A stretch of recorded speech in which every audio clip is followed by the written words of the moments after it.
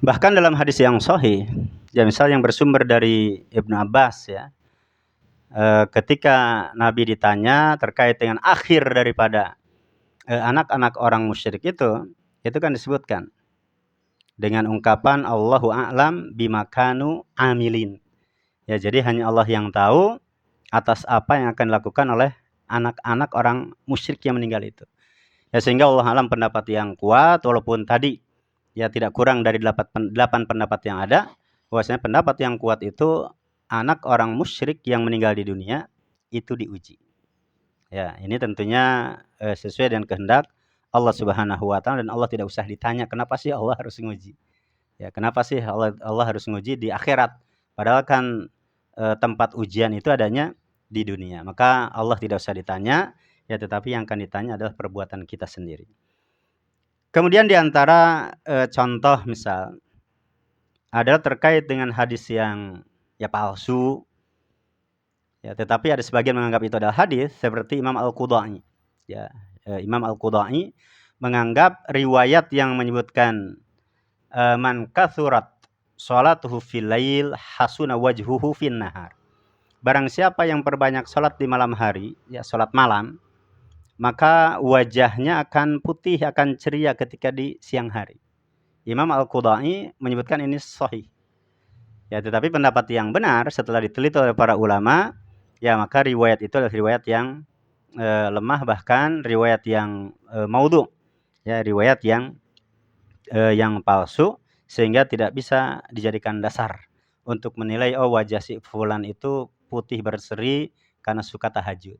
Wajah orang itu gelap ya karena apa? Tidak tahajud. Ini juga tidak bisa dijadikan dasar.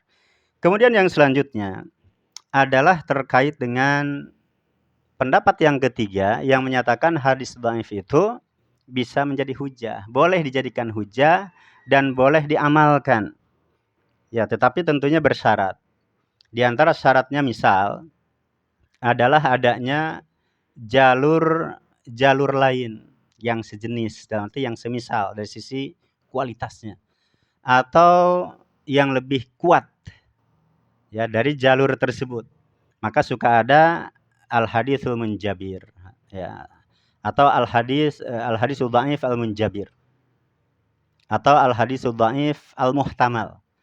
Ya, jadi ada kemungkinan ada jalur yang lain. Ya, ada jalur yang lain.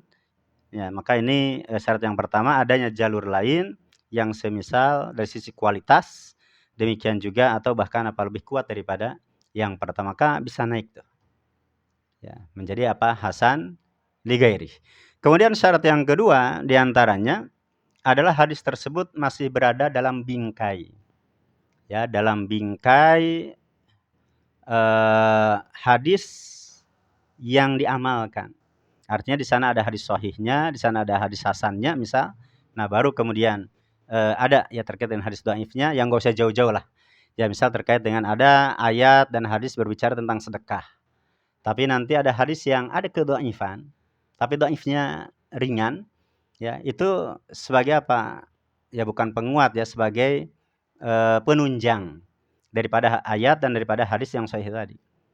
Ya, ini nanti bisa kita temukan. Mudah-mudahan nanti di akhir kita contohkan. Ya, kemudian di antara syarat yang lainnya adalah kedhaifannya itu tidak dahsyat. Ya, tidak dahsyat, tidak apa kedhaifan yang parah begitu ya. Jadi kedhaifannya tidak parah, tidak dahsyat, dan ini kedhaifannya adalah terkait dengan hafalan. Ya, kaitan dengan hafalan, misal catatannya hilang, buku yang di dalamnya hadis-hadis beliau hilang, ya, atau misal terkait dengan pikun gitu ya, atau kadang ingat ya dia baik orangnya tapi ada kekeliruan dari sisi hafalannya. Nah, ini biasanya suka ada ungkapan fulan yuktab hadithuhu, fulan yuktab hadithuhu lil i'tibar. Ya, si fulan ini hadisnya boleh ditulis. Si fulan ini boleh hadisnya ditulis sebagai i'tibar, enggak usah jauh-jauh. Ya, contohnya misal Imam Ahmad dalam menilai Ibnu Lahiyah, yaitu Abdullah bin Lahiyah. Maka Imam Ahmad menyatakan Ibnu Lahiyah itu adalah yuktab hadithuhu lil i'tibar. Ibnu Lahiyah itu hadisnya boleh ditulis. Ya sebagai apa? Sebagai i'tibar. Nah, maka ini secara ringkas ya, dan ini adalah mayoritas di antara para ulama membolehkan untuk menjadikan hadis dhaif itu sebagai hujjah, ya sebagai dalil, boleh diamalkan, tapi dengan syarat-syarat yang tadi sudah disebutkan. Ya, adapun terkait dengan contoh misal adalah hadis dhaif yang benar-benar dhaifnya itu parah. Ya, seperti hadis yang menyebutkan Rasulullah bersabda, "Idza alimal alim," atau saya terjemahkan saja.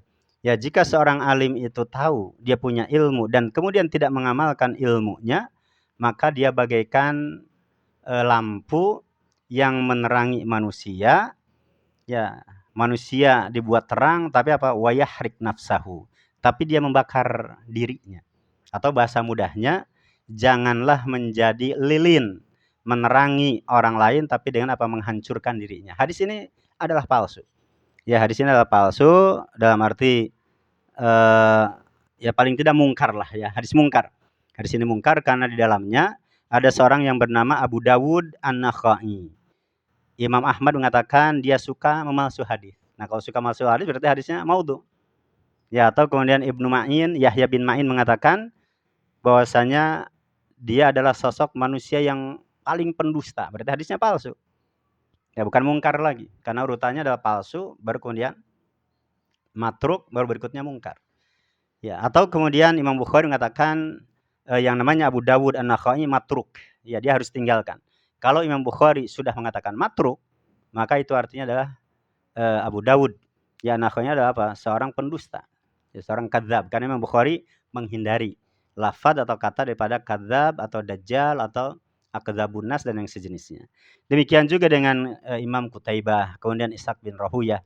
Yang lain menyebut dengan bin Rahawai. Yang menyatakan bahwasanya Abu Dawud An-Nakhai ini adalah seorang yang ya dia seorang yang berdusta. Ya, ini apa? Ini contoh hadis yang kedhaifannya parah. Adapun di antara contoh terkait dengan kedhaifannya itu ringan dan terkait dengan dari sisi hafalan. Kalau yang tadi ya yang idza alimal alim tadi itu kedhaifan yang cacatnya dari sisi keadilan. Ya, karena dia apa? Dusta. Karena keadilan itu akan gugur karena dusta, karena tertuduh berdusta, karena bid'ah, dan karena apa? Kefasikan. Ya, itu diantaranya. Nah, adapun terkait dengan kedhaifan yang dari sisi hafalan, misal adalah hadis yang sudah apa? Populer. Ya, Nabi naik mimbar ketika di tingkat pertama mengatakan amin. Kemudian di mimbar yang kedua mengatakan amin, ketiga mengatakan amin. Ini terkait dengan keutamaan Ramadan. Ya, ini hadis ini sudah ma'ruf, maka dalam jalur riwayat Al-Bazzar ini kalau dilihat ya tentunya ada perawi-perawi yang di dalamnya adalah lemah dari sisi hafalan. Seperti misal Salamah bin Wardan. Ya, tapi nanti dari jalur yang lain ya dari Thabit Al-Bunani dari sahabat Anas, ya maka nanti di situ ada namanya Mu'mil. Ya, Mu'mil atau Mu'mal bin Ismail juga seorang yang lemah dari sisi hafalannya. Ya, maka ini contoh-contoh terkait dengan adanya hadis dhaif, ya ada yang parah kedhaifannya tapi ada yang juga ringan. Nah, dan yang terakhir, ya ini untuk menambahkan saja, di antara hadis yang kedhaifannya parah adalah perkataan dari sahabat Anas. Ya, di mana Anas mengatakan Nabi itu tidak suka dengan kai, terapi dengan besi yang dibakar, yang kemudian Nabi tidak suka dengan makanan panas. Dan Nabi bersabda, "Alaikum bil barid fa innahu dzu barakah. Ala wa innal hara la barakata fihi." Jadi Anas menyebutkan Rasulullah bersabda, "Ya hendaklah kalian makan makanan yang dingin karena itu penuh dengan berkah, dan ketahuilah makanan yang panas itu tidak ada berkahnya sama sekali." Maka di dalam riwayat ini ada seorang ya bernama Muhammad bin Ubaidillah Al-Arzami, di mana dia seorang yang soleh ya, tetapi kemudian catatan kitabnya itu hilang. Ini secara lat ya. Jadi yang terkait dengan hadis Nabi tidak suka dengan yang panas itu contoh daripada hadis yang lemah dari sisi hafalan, bukan dari sisi keadilan. Demikian, semoga ada manfaatnya. Alhamdulillahirabbil alamin.